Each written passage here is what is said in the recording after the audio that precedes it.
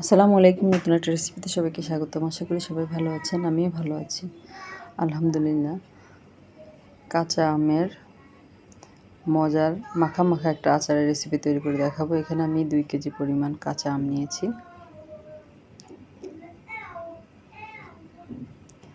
একেবারেই কাঁচা আমগুলো,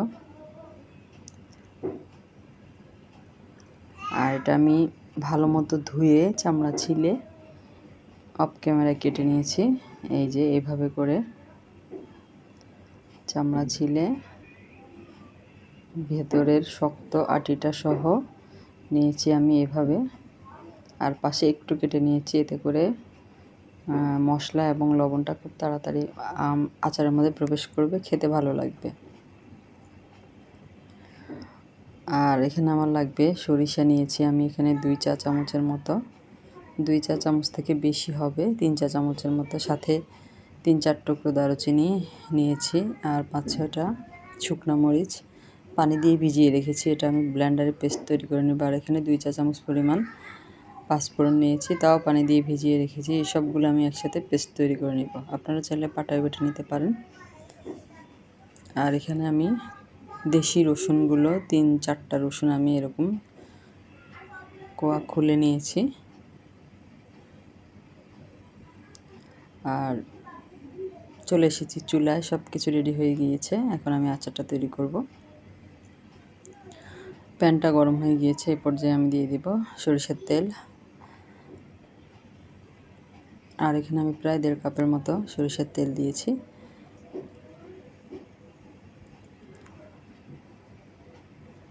আর তেলের সাথে প্রথমে দিয়ে দিব তেজপাতা, 3-4 টুকরো তেজপাতা আমি এখানে দিয়েছি।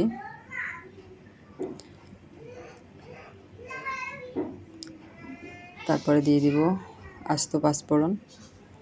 এই যে আস্ত পাঁচফোড়ন দিয়ে দিব প্রায় 1 চা চামচ অথবা 1.5 চা চামচের মতো এরকম হবে। আর এই আচারের মধ্যে কিন্তু আস্তটাও দিতে হবে পাঁচফোড়ন, আর বেটেও দিতে হবে এই রেসিপিতে, তাহলে কিন্তু এই আচারটা খেতে অনেক বেশি ভালো লাগবে। আর এটা আমি একটু ফোড়নের মতো দিয়ে নিচ্ছি, খুব সুন্দর একটা সুঘ্রাণ বের হবে পাঁচফোড়ন থেকে।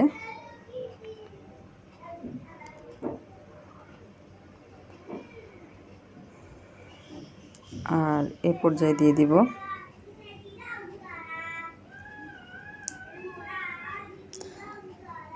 আদা এবং রসুন বাটা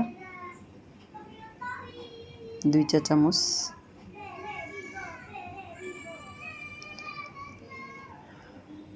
আর যে রসুনগুলো আমি কোয়া খুলে নিয়েছিলাম ওটা পুরোটা দিয়ে দিব। আর এই পর্যায়ে সরিষার তেলটা কিন্তু অনেকটা ফেনা তুলে যাবে, তাতে ভয় পাওয়ার কিছু নেই। নেড়ে চেড়ে আস্তে আস্তে আমি আস্ত রসুন এবং আদা বাটা একটু ভেজে নিব তেলের সাথে।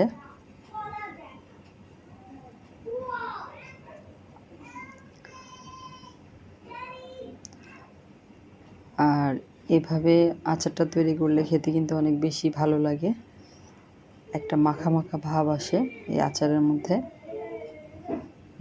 দেখতেও ভালো লাগে, খেতেও ভালো লাগে।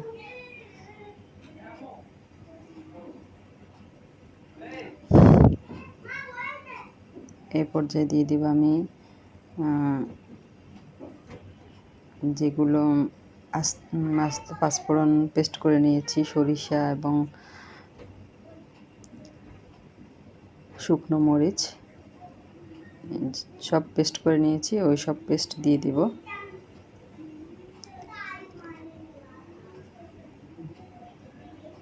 আপনারা চাইলে এখানে শুকনো মরিচের পরিবর্তে গুঁড়ো মরিচটা ব্যবহার করতে পারেন, তাতে কোনো সমস্যা নেই ঝালের জন্য।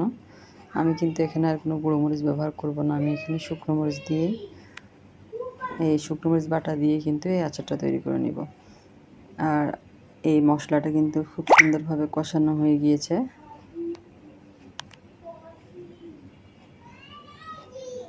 আর এই পর্যায়ে দিয়ে দিয়েছি আমি 1/2 চা চামচের মতো হলুদের গুঁড়ো। এটা কিন্তু অপশনাল, সুন্দর একটা কালারের জন্য হলুদের গুঁড়াটা দেওয়া, আর না দিলেও কিন্তু কোনো সমস্যা নেই।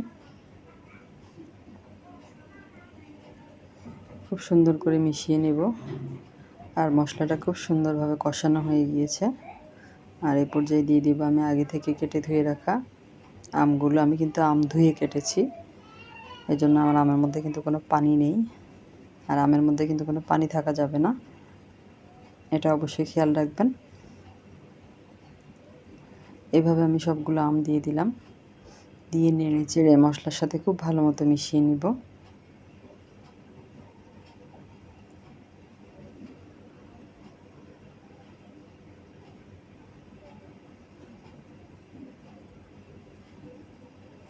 এই যে মিশিয়ে নিচ্ছি।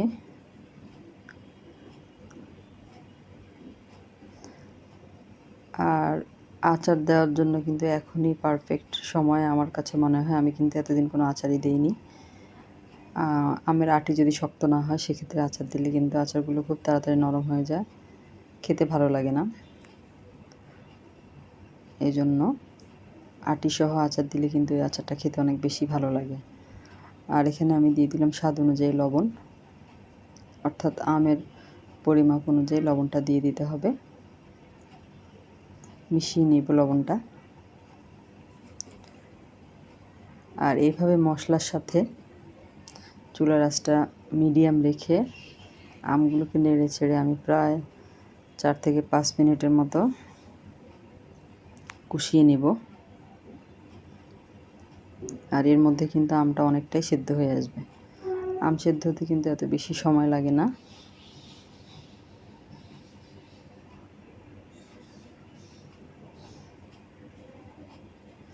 আর 5-6 মিনিট পরে আমি এখানে দিয়ে দিব মিষ্টির জন্য চিনি। আর চিনিটা আপনাদের পছন্দ অনুযায়ী যে যেমন খেতে চান চাইলে আর একটু কমও দিতে পারবেন। আবার যারা টক আচার পছন্দ করেন তারা কিন্তু চিনিটা না দিয়ে এভাবে মশলা দিয়ে আচারটা তৈরি করে নিতে পারেন, ওটাও কিন্তু খেতে অনেক বেশি ভালো লাগে।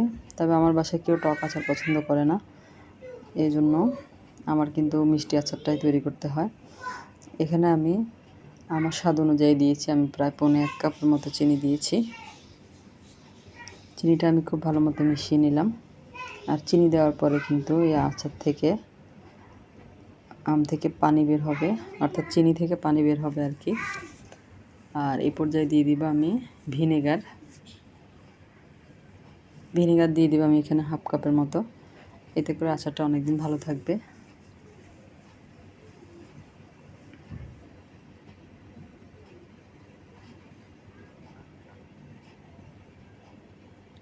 ভিনেগার দিয়ে নিয়েছি, এবার সব কিছু একসাথে মিশিয়ে নিব।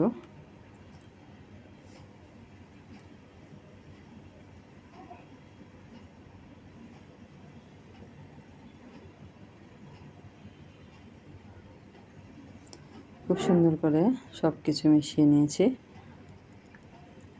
আর ভিনেগার দেওয়ার পরে কিন্তু আর বেশিক্ষণ আচার রান্না করার দরকার নেই। আমি আরও 3-4 মিনিট রান্না করেই এই যে আচারটা কিন্তু আমার হয়ে গিয়েছে। 2-1 টুকরা একটু ভেঙে ভেঙে গিয়েছে, আর সবগুলো আচার কিন্তু আস্ত আছে। আর এভাবেই কিন্তু আচারটা এরকম সুন্দর হবে আর খেতে ভালো লাগবে। মাখা মাখা একটা ভাব এসেছে আর তেলটাও ছেড়ে এসেছে খুব সুন্দরভাবে। রেসিপিটা কেমন লাগলো অবশ্যই কমেন্ট করে জানাবেন। আল্লাহ হাফেজ।